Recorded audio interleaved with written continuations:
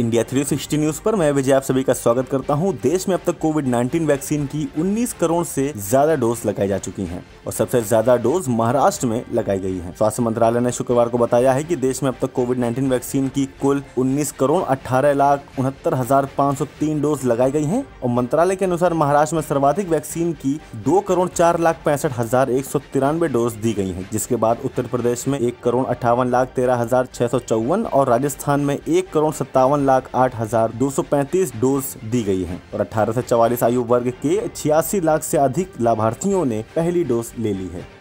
और सरकार ने अपने कोविड-19 टीकाकरण अभियान के तहत एक पहल शुरू की है जिसमें लोगों को 5,000 रुपए तक का इनाम मिल सकता है। सरकार के अनुसार दिलचस्प टैगलाइन के साथ परिवार के किसी सदस्य की टीकाकरण की तस्वीरें शेयर करने वाले शख्स को यह पुरस्कार मिल सकता है और गौरतलब है कि हर महीने 10 सर्वश्रेष्ठ एंटीज को 5,000 रुपए से सम्मानित किया जाएगा। और यूपी के गौतम बुद्ध नगर में पुलिस कमिश्नरी में 15 मार्च से 21 मई के बीच 434 पुलिसकर्मी कोविड-19 से संक्रमित हुए हैं, जिनमें से अब तक 3 पुलिसकर्मियों की मौत हो चुकी है। पुलिस उपायुक्त मीनाक्षी कात्यायन ने बताया है कि इनमें से 268 पुलिसकर्मी संक्रमण मुक्त हो चुके हैं, जबकि 163 पुलिसकर्मियों का इलाज अस्पतालों व होम आइसोलेशन में चल रहा है। और इसी के साथ में कानपुर हाईलाइट में गुरुवार को ब्लैक फंगस का एक और रोगी भर्ती किया गया है। इनमें से 3 नॉन कोविड हैं और 3 रोगी कोरोना संक्रमित हैं। कोरोना संक्रमित रोगियों को न्यूरो साइंसेज और मैटरनिटी विंग में रखा गया है और नॉन कोविड रोगियों को वार्ड नंबर 9 में भर्ती किया गया है। ब्लैक फंगस के 2 रोगियों का इलाज शुरू करके सैंपल बायोप्सी जाँच के लिए भेजा जा चुका है। और इसी के साथ में दिल्ली के LNJP अस्पताल में MD डॉक्टर सुरेश ने बताया है कि व्हाइट फंगस जो है वो ब्लैक फंगस जितना खतरनाक नहीं है। दूसरे का इलाज 1 से 1.5 महीने तक चल सकता है, इसलिए इसका जल्दी निदान जरूरी है। और कुमार के अनुसार फंगस से बचाव के लिए लोग अपने आसपास सफाई रखें, फ्रिज में कई दिनों तक रखा खाना ना खाएं और ताज़े फल जरूर खाएं। गुजरात के गांधीनगर में 17 मई से कथित तौर पर हड़ताल पर जाने के बाद 95 डॉक्टरों, नर्सों, चिकित्सा अधिकारियों व प्रशासनिक कर्मचारियों पर केस दर्ज किया गया है। स्वास्थ्य कर्मी कथित तौर पर वेतन वृद्धि की मांग कर रहे हैं और पुलिस के मुताबिक मामले में स्वास्थ्य विभाग के वरिष्ठ अधिकारियों की शिकायत पर केस दर्ज किया गया है।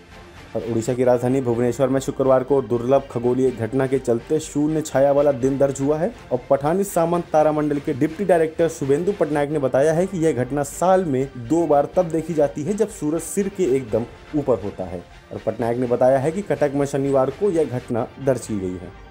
और सरकार के अनुसार भारत में पिछले 24 घंटों के भीतर कोविड-19 के 2,57,299 नए मामले रिपोर्ट होने के बाद दैनिक मामलों में कमी दर्ज की गई है। वहीं दैनिक मौतों की संख्या लगातार दूसरे दिन 4,000 से अधिक हुई है और गौरतलब है कि कुल मामलों की संख्या 2,62,89,290 हो गई है और अब तक कुल 2,95,525 मौतें दर्ज की गई हैं।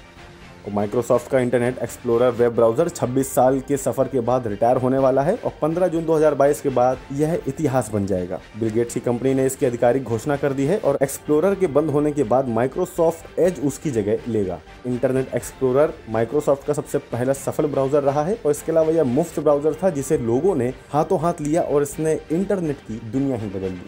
और कोलकाता नाइट राइडर्स के बल्लेबाज नीतीश राणा की पत्नी साची मारवा ने इंस्टाग्राम पर एक वीडियो शेयर किया है जिसमें वह अपने पति को पीठ पर उठाकर वर्कआउट करती नजर आ रही हैं। साची ने कैप्शन में लिखा कि नीतीश ने मुझे मजबूत बनाने के लिए कहा है और मैं हमेशा आपके साथ हूँ। और IPL 2021 के बाकी 31 मैच कब और कहां हो सकते हैं, इसको लेकर बड़ी जानकारी 29 मई को सामने आ सकती है। भारतीय क्रिकेट कंट्रोल बोर्ड इस दिन अपने सभी सदस्यों को बताएगा कि लीग को पूरा करने के लिए उसकी आखिर क्या तैयारियां हैं। इसी साल अक्टूबर-नवंबर में T20 वर्ल्ड कप का आयोजन भारत में प्रस्तावित है, लेकिन कोरोना की दूसरी लहर के कारण इस पर ग्रहण लगता दिखाई दे रहा है। साथ ही भारत में प्रस्तावित T20 वर्ल्ड कप को लेकर 1 जून को ICC की बैठक भी होनी है और भारतीय बोर्ड 29 मई को सदस्यों के साथ बात करके यह तय करना चाहता है कि इस मामले में कैसे आगे बढ़ा जाए। अभिनेत्री एंजेलिना जोली ने मधुमक्खी संरक्षण के बारे में जागरूकता बढ़ाने के लिए नेशनल ज्योग्राफिक पत्रिका के लिए एक फोटोशूट किया है जिसमें उनके शरीर पर लगभग 18 मिनट तक मधुमक्खियां रहीं। फोटोशूट आयोजित करने वाले फोटोग्राफर डैन विंटर्स ने कहा कि एंजेलिना बिना कोई डंक लगे 18 मिनट तक मधुमक्खियों से ढकी हुई बिल्कुल सीधी खड़ी रही हैं। और मैंने प्यार किया, हम आपके हैं कौन और हम साथ साथ हैं जैसी फिल्मों का संगीत देने वाले राम लक्ष्मण फेम लक्ष्मण यानी विजय पाटिल का 78 साल की उम्र में निधन हो गया। शुक्रवार और शनिवार के दरमियानी रात करीब 1 बजे उन्होंने नागपुर में अंतिम सांस ली और वहां वह अपने बेटे अमर के साथ रह रहे थे। इसकी जानकारी सोशल मीडिया पर भी वायरल हुई है और आपको बता दें कि उन्होंने 80 और 90 के दशक में काफी फिल्मों में म्यूजिक दिया है। और इसी के साथ में मौसम की खबर। सुबह बारिश के बाद शनिवार दोपहर में तेज धूप निकली। आगरा में जोरदार बारिश और बाद में दोपहर में तेज धूप दिखाई दी। मौसम विभाग का पूर्वानुमान है कि अधिकतम तापमान 37 से 38 डिग्री सेल्सियस के बीच रह सकता है और सुबह 6 बजे तक बारिश और बूंदाबांदी भी हुई है। दोपहर 12 बजे के बाद धूप में निकलना मुश्किल हो चुका है और न्यूनतम तापमान सामान्य 26 डिग्री सेल्सियस से 5 डिग्री सेल्सियस कम करीब 21 डिग्री सेल्सियस दर्ज किया गया। मौसम विभाग का पूर्वानुमान है कि अब तेज धूप निकलेगी, इससे न्यूनतम और अधिकतम तापमान बढ़ जाएगा और अधिकतम तापमान 41 डिग्री सेल्सियस तक पहुंच सकता है, जबकि न्यूनतम तापमान 24 से 26 डिग्री सेल्सियस के बीच रहेगा। आगे की अपडेट के लिए देखते रहिए इंडिया 360 न्यूज़, खबर दिन भर की।